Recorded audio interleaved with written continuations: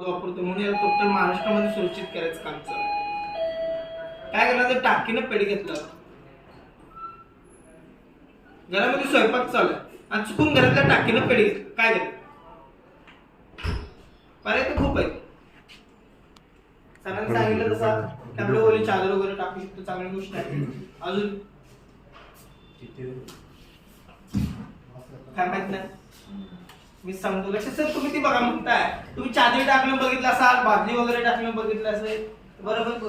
bucket वगैरे हा रील्सला वगैरे नंतर कुठेतरी प्रात्यक्षिक कोणी बघितलं असेल पण ते बघितलं कुठे सर ती चादर वगैरे टाकणं रील्सला बघितलं बादली टाकणं बरं ते रील्सला बघताना त्यांचा सिलेंडर कुठे असतोय